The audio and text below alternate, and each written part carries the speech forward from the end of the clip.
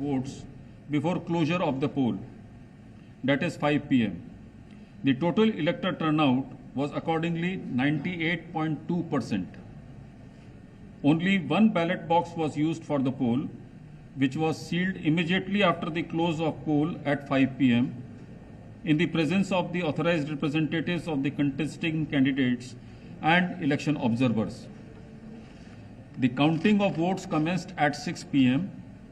The ballot box was opened in the presence of the authorized representatives of the contesting candidates, election observers, and the counting officers, whom I had appointed to assist me in counting of votes. The ballot papers taken out were first scrutinized. The valid and invalid ballot papers and one postal ballot paper was also received, were segregated, and the valid ballot papers were distributed according to the first preference vote secured by each candidate. The postal ballot has been treated as returned and cancelled, as the elector declined to cast his vote. 767 votes were polled, out of which 752 were valid and 15 were invalid. The quota sufficient to get a candidate elected as vice president was determined by dividing the total number of first preference votes secured by both the candidates by 2 and then adding 1 to the quotient. The said quota was 377. As all of you are aware, the value of votes for the presidential election is 1. Shri Bucci Reddy Sudarshan Reddy has secured 300 first preference votes, and Shri C.P. Radhakrishnan has secured 452 first preference votes. As the first preference votes secured by Shri C.P. Radhakrishnan was greater than the requisite quota, in pursuance of provisions contained in Section 11 of the Presidential and Vice Presidential Elections Act 1952, 31 of 1952, read with Rule 35 of the Presidential and Vice Presidential Election Rules 1974, I, P.C. Modi, the returning officer for the Vice Presidential Election 2025, hereby declare that Shri C.P. Radhakrishnan, Jal Bhushan Raj Bhavan, Walkeshwar Road, Malabar Hill, Mumbai, has been duly elected to the office of Vice President of India.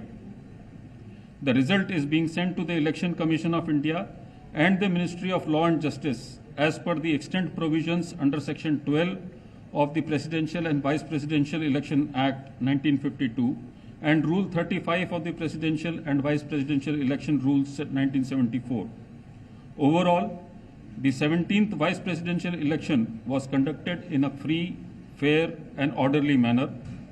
I would like to take this opportunity to thank the candidates and their authorized representatives for their cooperation, which facilitated early completion of the proceedings. Thank you.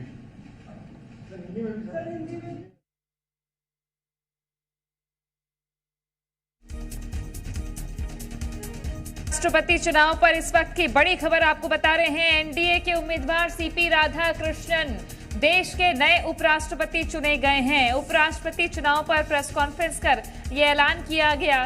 CP Radhakrishnan, Chandrapuram Ponnusamy Radhakrishnan, जो भारत के 15वें उपराष्ट्रपति होंगे। एक लंबा कार्यकाल उनका राजनीति में रहा है और हाल ही में वे 24वें राज्यपाल महाराष्ट्र के रहे। भारतीय जनता पार्टी के सदस्य रहे। कोयंबटूर से 2 बार लोकसभा के लिए चुने गए थे। तमिलनाडु में भारतीय जनता पार्टी के पूर्व प्रदेश अध्यक्ष भी थे और अब देश के उपराष्ट्रपति चुने गए हैं सीपी राधाकृष्णन। राधाकृष्णन लोकसभा के 2 बार सदस्य रहे हैं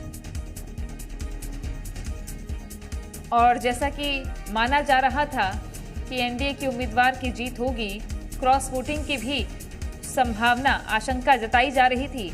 लेकिन इस बीच बड़ी खबर दिल्ली से, उपराष्ट्रपति चुने गए हैं CP Radhakrishnan.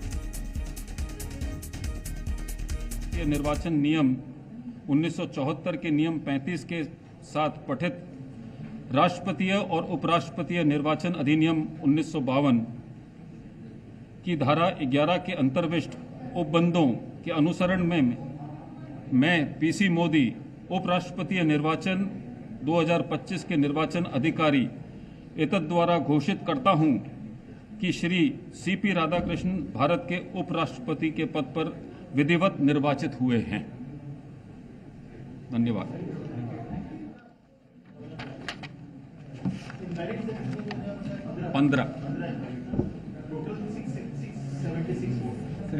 Seven six seven. धन्यवाद।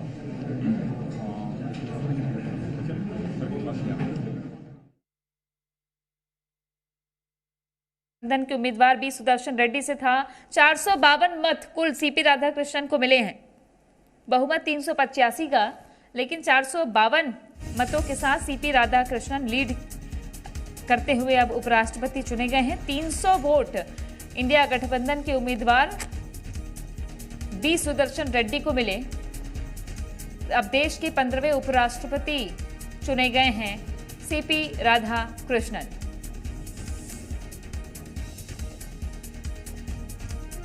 प्रधानमंत्री नरेंद्र मोदी, गृह मंत्री अमित शाह, रक्षा मंत्री राजनाथ सिंह, कांग्रेस संसदीय दल के प्रमुख सोनिया गांधी, पार्टी अध्यक्ष मल्लिकार्जुन खड़गे, नेता प्रतिपक्ष राहुल गांधी समेत 769 सांसदों ने उपराष्ट्रपति चुनाव के लिए मतदान किया। कुल 98% मतदान दर्ज किया गया। शाम 5 बजे ये वोटिंग समाप्त हुई और मतगणना 6 बजे शुरू हुई और नतीजे आपके सामने इस वक्त जो रखे गए उसमें ये साफ है कि उपराष्ट्रपति पद पर विराजित होने जा रहे हैं सीपी राधाकृष्णन।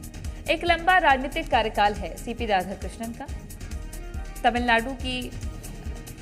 तमिलनाडु में लगातार वे तमिलनाडु से सांसद भी रहे हैं।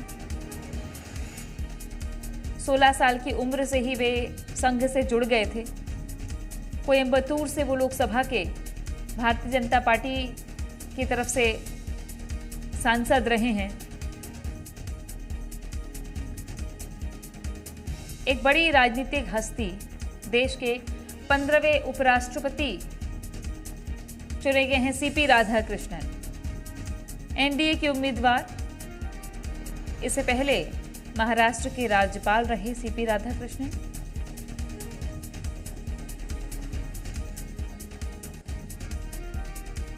चार मई 1957 को तिरुपुर मद्रास राज्य भारत में उनका जन्म हुआ था और अब वो देश के सर्वोच्च पदों में से एक उपराष्ट्रपति पद संभालने जा रहे हैं।